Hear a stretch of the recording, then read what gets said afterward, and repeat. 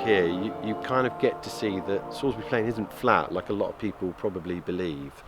It has really beautiful contours, and as the seasons change, you get the different colours of the grass, the swards of grass, and particularly here is the one place where you can stand and actually see Imber Church Tower.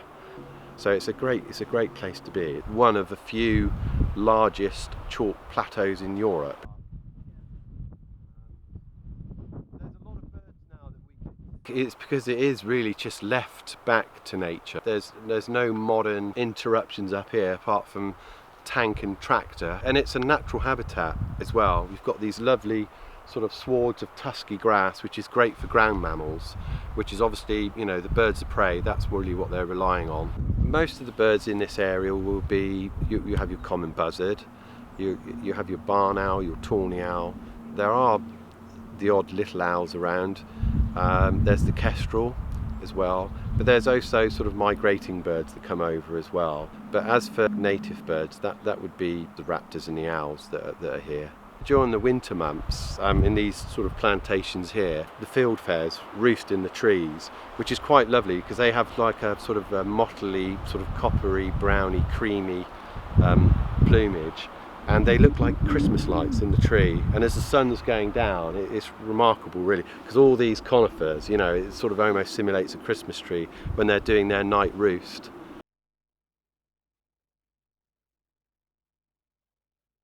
The military have an impact on the area. You can see where they've been, but nature and it is a wonderful thing. It soon repairs itself, and it comes back twice as strong. But I think really this is the great place to be, and even today it's so vast, isn't it?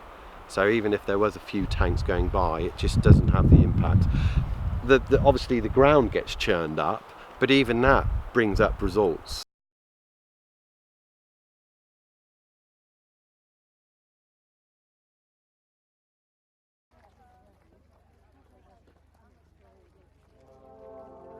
It would have been predominantly sheep up here, and cattle as well. They talk of flocks of thousands of sheep back in the days, and shepherds, they were living up here with their flocks. They would have had sort of chickens and pigs and the like, really just to survive on, because out here, you have to have everything in-house, otherwise, you're having to walk, which a lot of them did then, or travel by horse for miles anywhere else. Anything up here had to be self-sufficient.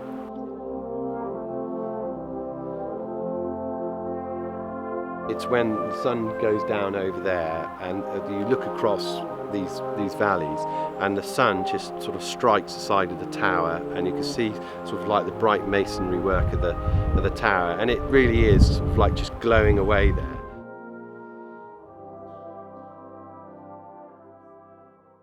I think really you kind of have to go back to the people that were in the village, for one, because there's a lot of sentiment around that. And I think really the feel of what they would have had when they were here. It was a very independent life they had up here. And it was a hard life, without a shadow of a doubt. It was a hard life. I think really it's just embrace the beauty of the plain, what the plain has to offer.